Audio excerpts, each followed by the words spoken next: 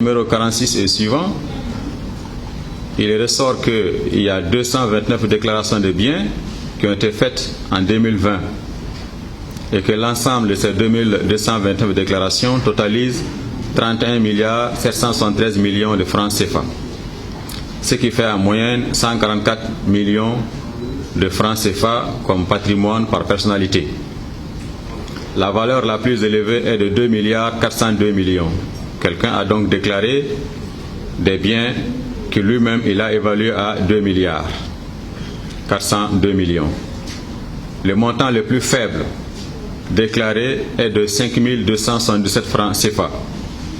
Une des personnalités a donc déclaré que l'ensemble de son patrimoine s'élève à 5 277 francs CFA. Ce sont des cas sur lesquels l'OCLEI est amené à mener des investigations pour en savoir davantage. Et ces enquêtes sont encore en cours en 2021. C'est donc dans le rapport annuel 2021 que nous aurons des éléments de réponse. Nous nous sommes également aperçus que largement au-delà de la moitié des biens sont constitués par des immeubles situés au Mali ou à l'extérieur. Par exemple, en 2019, sur un montant total de 15 milliards de biens déclarés, 10 200 millions de francs CFA correspondent à la valeur des immeubles bâtis et des immeubles non bâtis. En 2020, sur 31 773 millions de biens déclarés, 23 milliards sont la valeur des biens des immeubles bâtis au Mali et des immeubles non bâtis au Mali et à l'étranger. Soit largement plus de 60% des biens sont constitués par des biens immobiliers. Vous avez donc des tableaux qui sont dans les rapports qui vous permettent d'en avoir une idée claire et précise. Nous avons ensuite des activités consacrées à la coopération, parce que c'est extrêmement important la coopération au niveau national. Au Mali, il y a beaucoup de structures qui sont dans la lutte contre la mauvaise gouvernance. La loi a demandé à l'OCLEI d'être un facteur de rapprochement entre ces différentes structures, créer des synergies, un esprit de complémentarité afin de maximiser les résultats tout en optimisant l'emploi des ressources. Nous avons aussi des pages consacrées aux études que nous faisons. C'est ainsi, par exemple, que dans le rapport de 2019, nous nous sommes intéressés sur la base de plusieurs informations, notamment des coupures de presse, faisant état d'un potentiel dysfonctionnement au sein de l'INPS. Le conseil de l'OCLEI, qui comprend 12 personnalités, a donc décidé de se saisir spontanément de ce dossier pour en savoir davantage. Les analyses qui ont été faites ont abouti à des résultats qui sont présentés dans le rapport de 2019. Je vais chercher pour vous les pages dans lesquelles vous trouverez les détails. La page 47, paragraphe 64 et suivant du rapport 2019, vous trouverez tous les détails des analyses qui ont été faites par l'OCLEI avec les résultats, qui font ressortir par exemple que 2 responsables dont vous trouverez les identités dans le rapport ont perçu des indemnités de départ à la retraite sans base légale. L'un a perçu comme indemnité de départ à la retraite 1 607 millions de francs CFA. Le second a perçu comme indemnité de départ à la retraite 353 millions de francs CFA. Comme pension de retraite, l'un perçoit 6 230 000 francs CFA par mois comme pension. Le second reçoit comme pension à la fin de chaque mois 8 693 000. Les analyses de l'OCLEI correspondent avec les analyses qui ont été faites par la direction de l'audit interne de l'INPS lui-même. Cette direction de l'audit interne a conclu que ces montants ne sont pas conformes à la légalité et a demandé aux intéressés de restituer les montants. C'est aussi la recommandation que l'OCLEI a adressée au gouvernement afin de récupérer les montants illégalement remis et de veiller sur le fonctionnement du conseil d'administration de l'INPS, lequel conseil a permis de mettre en œuvre ces indemnités sans s'assurer de respecter la légalité en place. Les études ont également démontré qu'il y a un déséquilibre dans la masse salariale de l'INPS. Au paragraphe 71, vous verrez que il y a 3 responsables de l'INPS dont le salaire annuel cumulé est de 1,9 milliard de francs CFA. 3 personnes qui le perçoivent par mois, par année, soit 7% du salaire total des 1197 employés de l'INPS. Et des recommandations ont été faites non seulement par l'OCLEI, mais aussi par l'organe qui s'appelle la CIPRES, la Conférence interafricaine de la prévoyance sociale, qui est un organe international africain, régional africain, qui a déjà analysé et abouti à des recommandations relatives à ce sujet. Le troisième document qui a été remis aujourd'hui au chef de l'État porte sur une étude que nous avons faite en 2020 sur la déontologie dans l'administration publique.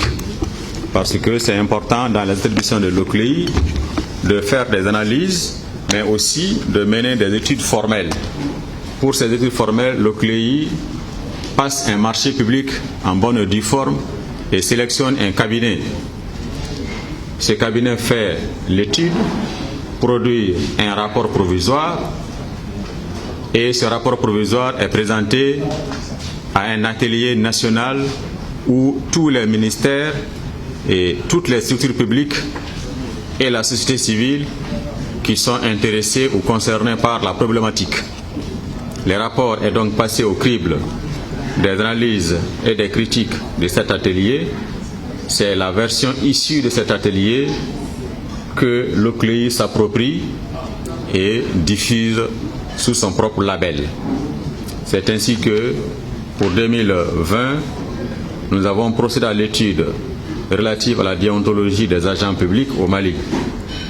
Il en ressort en gros qu'il existe au moins 20 textes sur la déontologie des agents publics au Mali.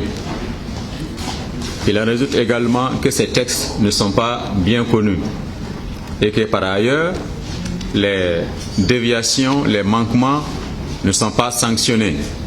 L'absence de sanctions devient un terreau favorable à l'impunité. Nous avons formulé plusieurs recommandations à la fin de l'étude, lesquelles recommandations ont été examinées aussi par l'atelier dont je viens de parler.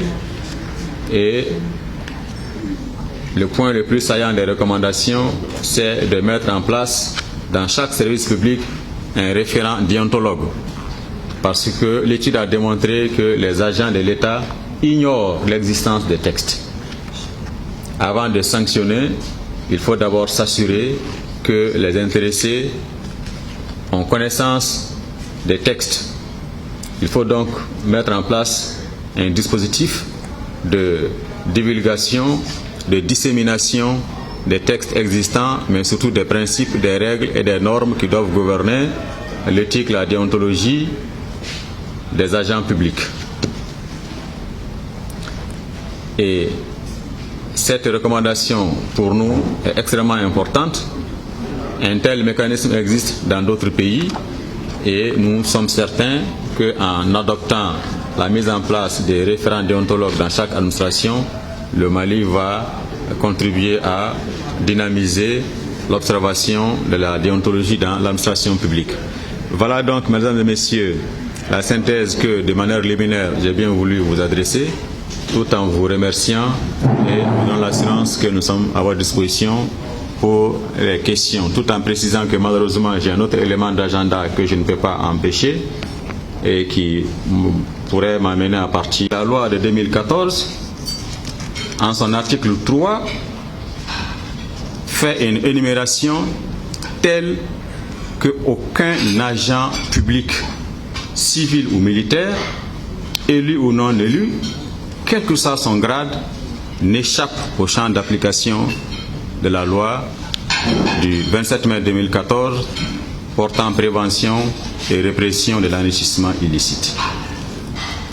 Lorsque certains affirment que des ministres sont exclus du champ d'application, la preuve vous a été donnée aujourd'hui que parmi les dossiers que l'OCLEI a déjà transmis à la justice, il figure le cas d'un membre du gouvernement. Un ministre, pendant qu'il était en fonction, l'OCLEI a ouvert un dossier d'enquête contre lui. Il n'y a eu aucune obstruction. L'OCLEI a pu mener les travaux et transmis les dossiers à la justice.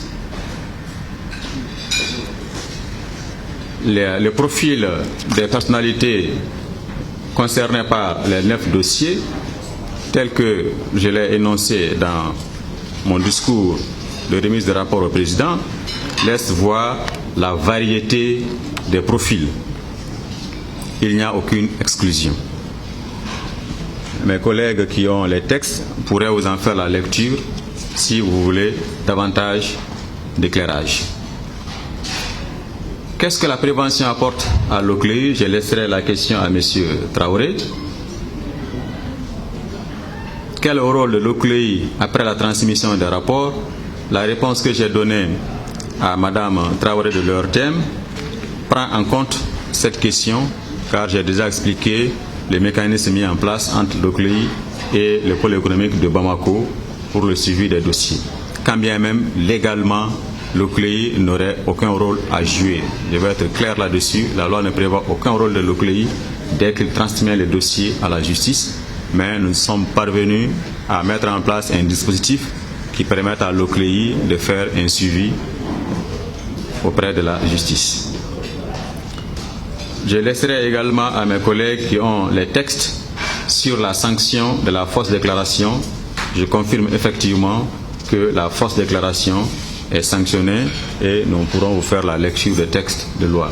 Je laisse donc la parole à mes collègues, M. Canet et à M. Traoré, s'ils ont un éventuel complément sur ce que je viens de donner comme élément de réponse. Je vous remercie beaucoup. Oui. Bon. Très bien.